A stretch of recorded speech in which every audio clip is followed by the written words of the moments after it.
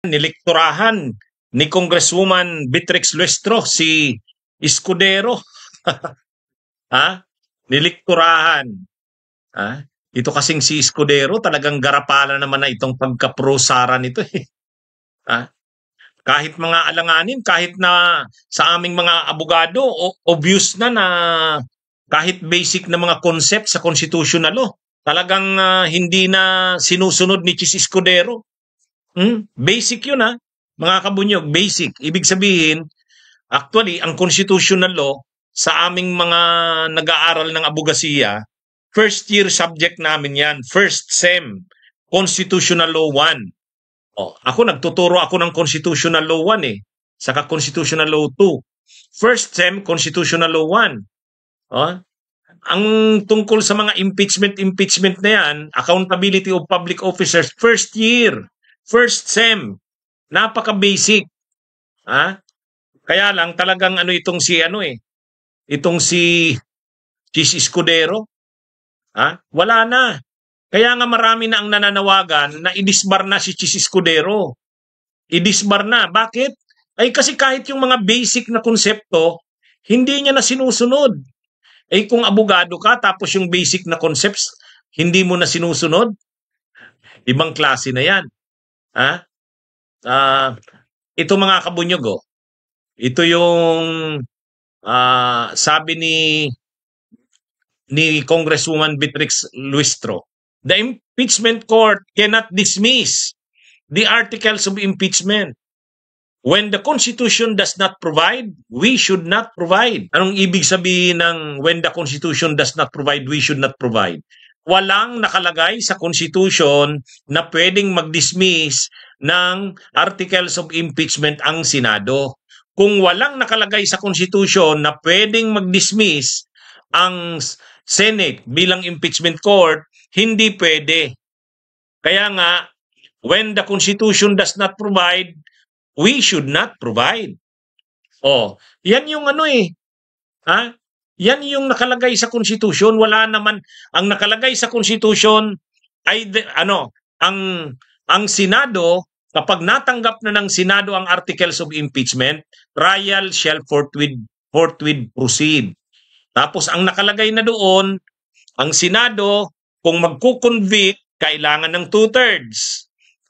Kailangan ng 2/3 ng boto ng members ng Senado. Yun ang nakalagay. Walang sinabi doon na pwedeng mag-dismiss. Ang dapat lang na gawin ng Senado based sa Konstitusyon, trial. So magkakaroon ng trial. At ang patutunguhan ng trial, either disacquittal or conviction. Yun lang. Walang sinabi doon na pwedeng i-dismiss. Wala. Kasi wala sa Constitution yung dismissal. Ang sinasabi naman ni Chis Escudero, ang Senado daw bilang impeachment court, walang limitation. Pwede ba yun? Pwede ba yung walang limitation? Sabi ni Sakura 35, bakit hindi sinusunod ni Chis ang saligang batas? Ay alam niya kasi ni Chis Escudero na kung gusto mong hamunin siya niyan, wala kang ibang recourse kundi sa Supreme Court. Yan. Alam yan ni Chis, di ba? Lagi siyang nanghahamon Ay kung hindi kayo naniniwala sa ginagawa ko o ginagawa namin, dalhin nyo na sa Korte Suprema ang issue. Ang problema, pag dinala mo sa Korte Suprema, matatagalan. Matatagalan. Pag dinala sa Korte Suprema, matagalan yan mariresolve. Kaya talagang sinasadya ni Chis Escudero na hayaan yan. Pag dinala niyan sa Korte Suprema, lalong madidelay ang impeachment trial. Pag hindi naman dinala sa Korte Suprema, gagawin nila kung anong gusto nila. Bahala na. Kung sino man ang kumontra sa amin, bahala kayong kumontra. Basta kami, ganun ang gagawin namin. Ito na yung problema dito kay Chis Escudero Wala na, hindi na sinusunod ang konstitusyon. Hindi na sinusunod nito ang konstitusyon. Mga kabunyog, mga kababayan. Ang nakalagay sa konstitusyon, kapag natanggap ng Senado ang articles of impeachment, trial shall forthwith proceed. Tapos ang nakalagay, kapag magkukonvict ang Senado, kailangan 2/3 ang boto. Wala dun sinabi na pwedeng mag-dismiss. Ay ang decision lang ng impeachment court, either acquit or convict. So yun. Kung makita ng Senado bilang impeachment court na walang sapat na ebidensya para tanggalin sa pwesto ang impeached na officer, i-acquit mo siya. Pero kung nakita mong may sapat na ebidensya, batayan ang mga aligasyon, ang grounds sa articles of impeachment, i-convict mo siya. Kaya lang para mangyari yon, conviction or acquittal, kailangan mo ng 2/3 ng boto ng mga miyembro ng Senado. Yun lang yun. Kaya ang nakalagay na procedure sa konstitusyon, kapag nakalusot na sa Kamara ang articles of ang impeachment complaint, in-endorse ito ng mga kongresista at makarating sa Senado, magiging ng articles of impeachment ito at magkakaroon na ng trial. So yun ang nakalagay, trial. Sa trial, magpipresent ng mga ebidensya testigo ang prosecution. Magpipresent naman ng mga testigo at ebidensya ang defense. Tapos ngayon, yung impeachment court, yung mga senator judges, magdi-decide. Pwedeng i-convict nila, pwedeng i-acquit nila. Kailangan 2/3 ang boto. Walang sinabing dismissal.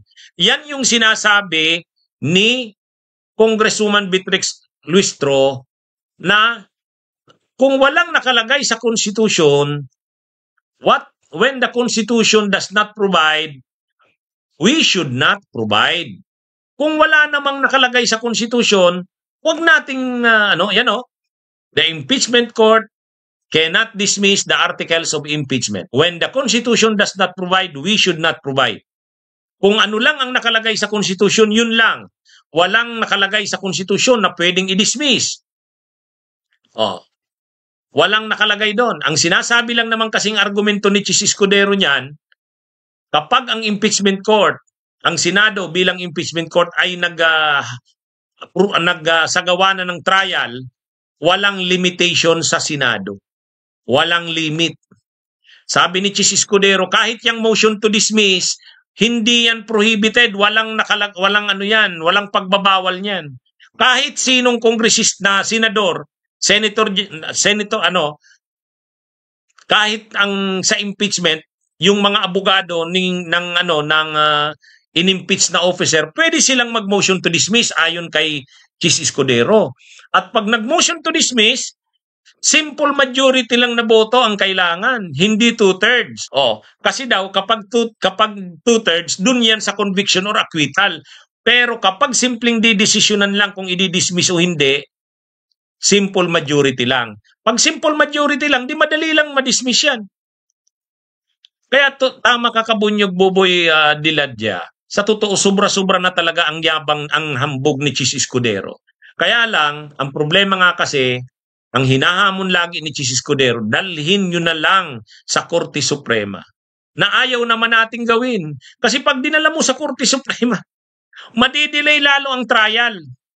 Madidelay lalo. Kasi matagal mag-decide ang Korte Suprema. Matagal mag-decide yan. Kaya anong mangyayari dito? Talagang makikipagmatigasan si Chis Escudero. Alam naman natin ang yabang niya. Ito naman si Congresswoman Beatrix Luistro, papanindigan din nila yan. Kaya ang mangyayari dito, constitutional crisis ito. Magkakaroon ng banggaan talaga ang Senado at ang Kamara. Pati nga si Senadora Leila de Lima, ito na yung obserbasyon . Sabi kasi ni Chis Escudero, basahin natin. Sabi ni Chis Escudero, mga Kabunyog, wala namang bawal na motion dahil collegial body ang Senado bilang impeachment court.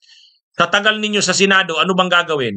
Pagbubutuhan, sabi ni Chis. Sabi naman ni Senadora Leila, may Chis Escudero version na talaga ang 1987 Constitution. Ibang-iba sa original. Yun na nga . Kahit ako, professor ako ng constitutional law, hindi ganyan mga paliwanag na yan ni Chis Escudero, hindi ganyan. Ano talaga ito mga Kabunyog? Talagang garapala na ang gagawin ng Senado. Maghanda tayo dyan. Talagang i-dismiss nila ang articles of impeachment. I-dismiss nila yan. Hindi na magdidinig noong mga akusasyon kay Sara. Wala na yun. Yung presentation ng mga ebidensya laban kay Sara, wala na yun. Technicality ang gagamitin nila. Ngayon, ang pinagdidebatehan, pwede bang mag-dismiss ang Senado? Ang sabi ni Beatrix Lustro, hindi.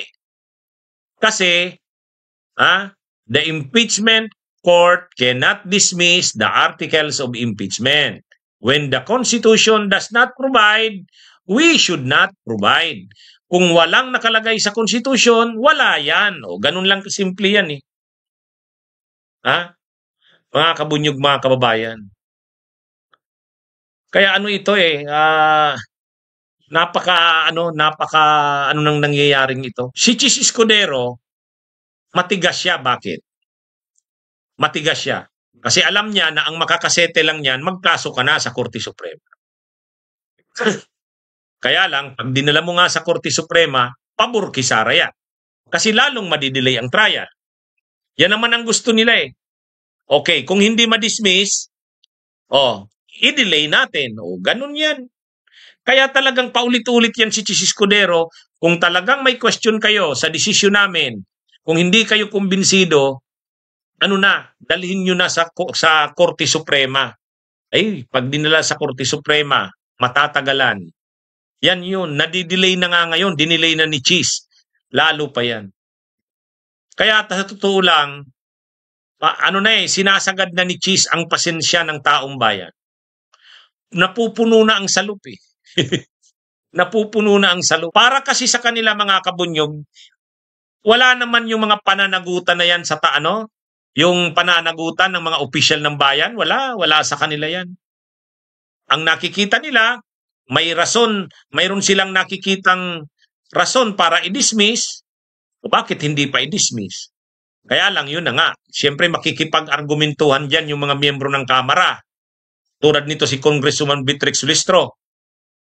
Sasabihin ni Congresswoman Beatrix Lustro, pag walang nakalagay sa konstitusyon, hindi pwede yan. When the Constitution does not provide, we should not provide. Ganun kasimple. Kaya lang, mga kabunyog, mga kababayan, ang nangyayari nga dito, hinahamon na ni Chis. Dalhin nyo sa Korte Suprema. Kung may kontra kayo sa sinabi ko o sa ginagawa ko, mayroon namang paraan yan eh. Kasuhan nyo ako sa Korte Suprema. Kaya lang, pagdating mo rin sa Korte Suprema, matatagalan. At ang mangyayari nito, madidelay na ang trial. Kasi sasabihin na nila, Chis, muna tayo? Huwag na muna tayo mag-proceed sa trial. Hintayin muna natin yung desisyon ng Korte Suprema. Imaginin niyo yan. Yun ang gusto nila talagang mangyari. Kung hindi man ma-dismiss, ma-delay na lang. Pag dinala sa Korte Suprema, pwedeng sabihin nila, Chis, Escudero at mga senador, wag na muna natin. Tigil muna itong trial. Hintayin muna natin ang desisyon ng Korte Suprema. Ayun. Yan ang problema, mga kabunyog, mga kababayan. Ito eh. Umaabot na tayo sa panahon na katulad nung trial, yung impeachment trial ni Erap. Yung impeachment trial ni Erap, anong gustong mangyari ng mga senador? Ayaw nilang pabuksan yung second envelope kasi nandun yung ebidensya laban kay Erap. Ang taong bayan naman, gusto ng taong bayan buksan yung second envelope dahil doon malalaman kung talagang nagsisinungaling si Erap o hindi. Kaya lang dahil pinuprotektahan talaga ng mga senador na maka-Erap.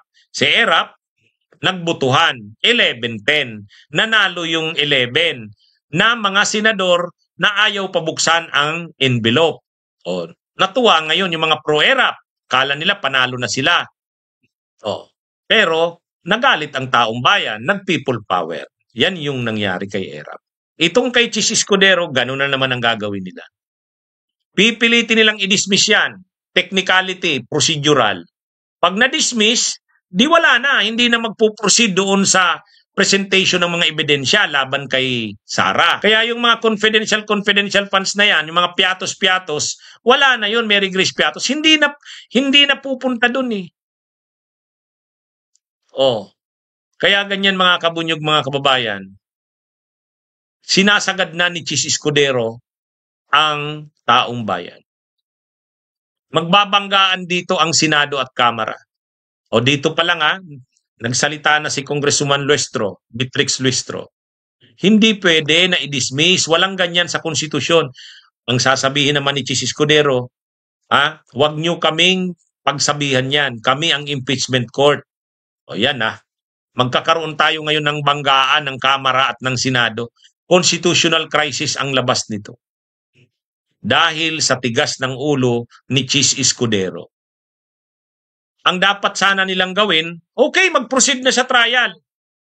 Hayaan na munang makita ang mga ebidensya, testigo. Pag wala namang naipakitang sapat na testigo at ebidensya, di-dismiss, acquitted.